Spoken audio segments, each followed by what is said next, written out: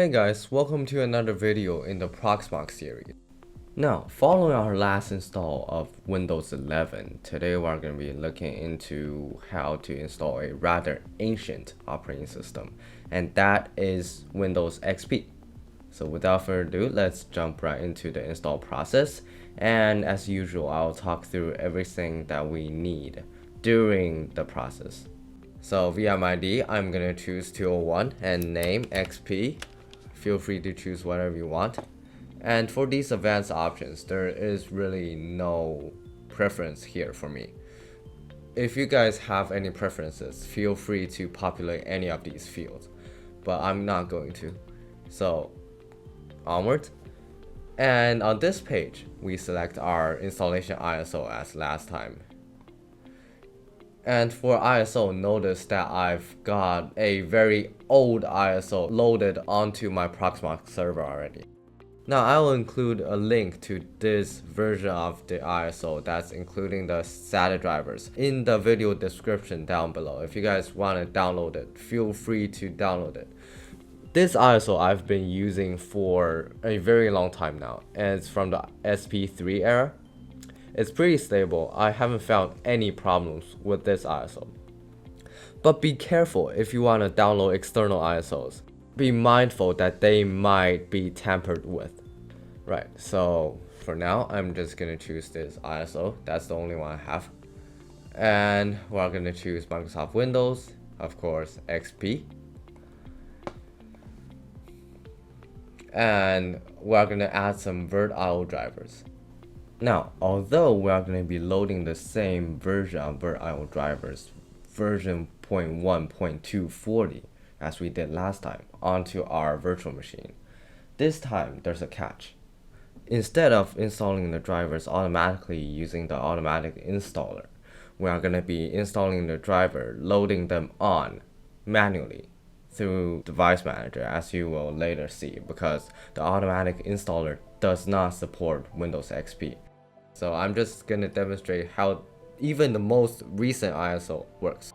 Alright, for graphics, we're going to choose default. The default option will be standard VGA, so I'm not going to worry too much about that. If you guys got other preferences such as VMware compatible, feel free to select that. That's also no problem. If you guys want to pass through a GPU, it's also fine. Alright, for machine, we're going to choose i440FX. It's more fitting to the XP era. For firmware, this is rather important. For BIOS, you are going to want to make sure you choose cBIOS or default. The default being cBIOS, so there's no really any difference there. But be sure to not choose UEFI because Windows XP was not built for this newer standard, and it will not boot if you select UEFI as your BIOS option. Alright, so QEMU agent, because we're going to be installing our drivers later on, we're going to select it just for the sake of it. And TPM, well, it's neither required nor very much supported on Windows XP, so we're not going to choose it. Alright, for the system disk, as you guys may remember, I have an ISO loaded up that included our SATA drivers. So, right here, I'm going to choose SATA. If you have a version of Windows XP that doesn't include SATA drivers, just go for IDE. And as for VirtIO block and SESI, well, remember we're going to install the drivers manually after we install Windows XP, so those will not be guaranteed to work out of the box. Alright, so that said, let's proceed. Storage, I'm going to store on boot, and this size of 32. For XP, that should be enough. Now, following the Proxmox guidelines for installing Windows, we're going to select write back for cache and discard check. SSD emulation, well, of course, I'm booting off of an SSD, so yeah.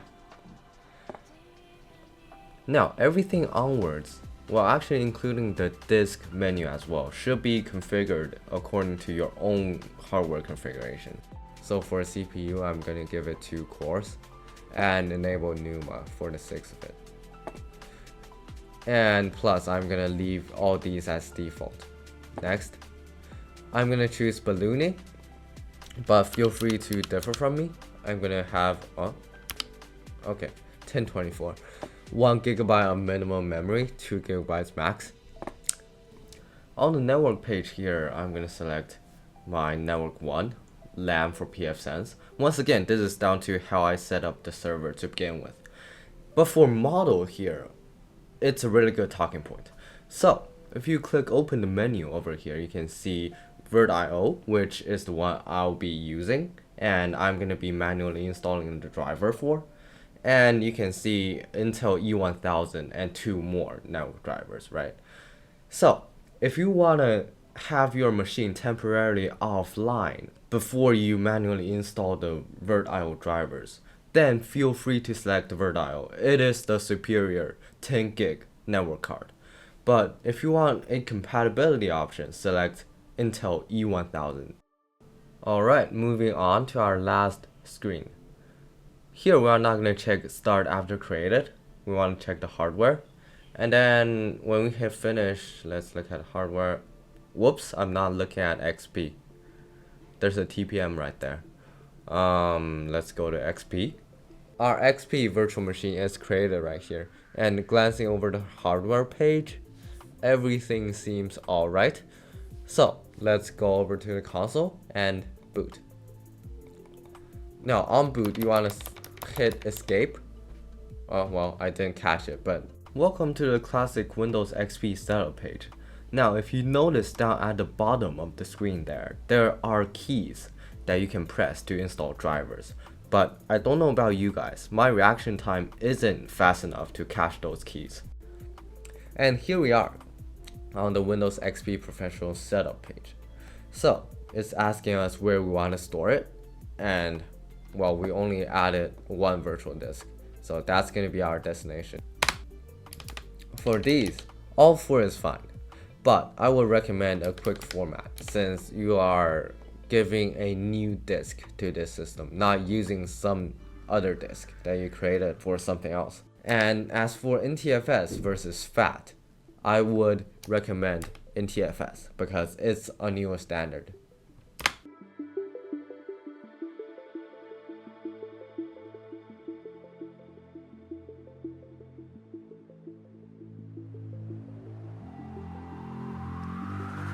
Alright, now we arrive at the regional and language options screen. So if you guys want to customize anything, feel free to do so, but I'm not gonna do it since it's already configured correctly. And for name, XP, organization, XP for the lows. Computer name, well, you know what? I'm gonna go for it. And for password, I'm not gonna set one because I don't want to enter password every time I boot up this machine. So I'll hit next, but feel free to differ from me. Wow, being such an old system, this is pretty accurate actually. So I'm just gonna click next.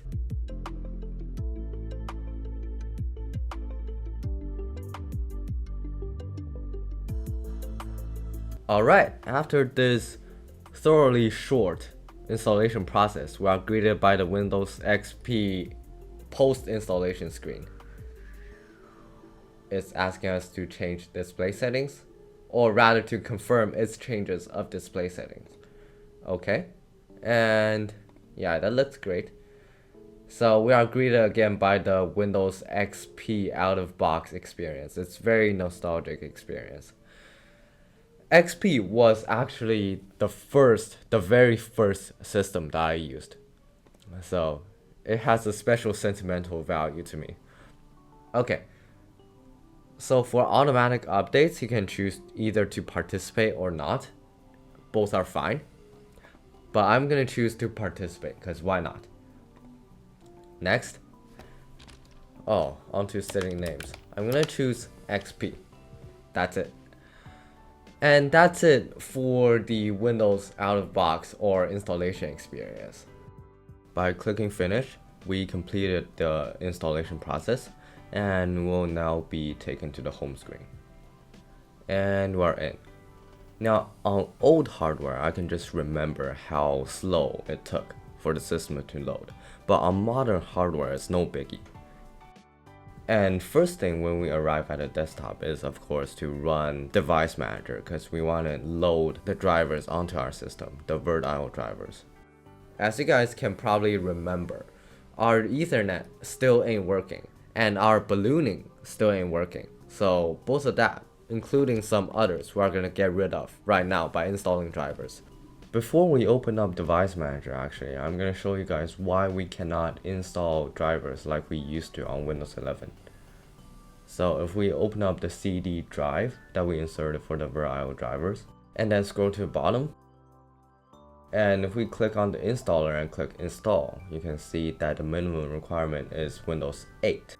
Windows XP is just too outdated for the developers to account for, I guess. So now going back to Windows Run, which we open up using the start menu, or alternatively you can open it up using the hotkey Windows plus R. Type in devmgmt.msc for device manager, and you can see a bunch of unknown devices that are appearing on here. For each device, we're going to click into it and click reinstall driver. On the driver setup page, whether we choose to grab drivers from the Windows Update Network or not doesn't really matter in this case, because the XP Update Network is very outdated and it's doubtful that it will ever find useful drivers, but just in case, we're going to select yes. And on the next screen, the wizard is going to ask us where we want to search for drivers, whether we want to specify a location or let it search automatically.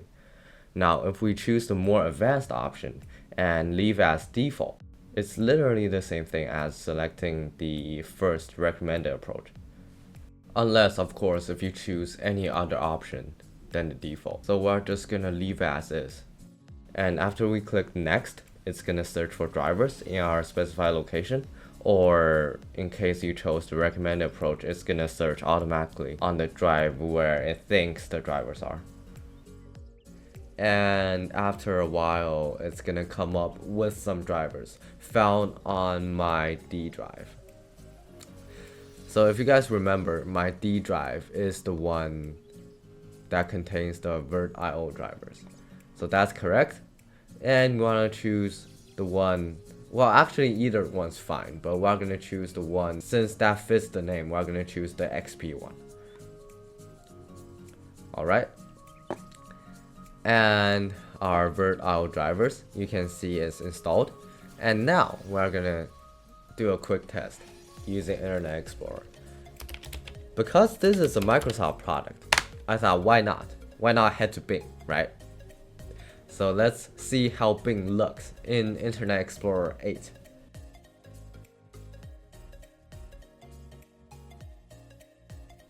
Obviously it's gonna be very slow, but after a while it's gonna load into Bing. Alright, so as you can see, it doesn't look that bad, but it doesn't look good either. It's a very outdated version of a browser. Alright, continuing on, we're gonna install the drivers, similarly for all of them. So we're just gonna let it search automatically for drivers and then installing whatever that's on the D drive.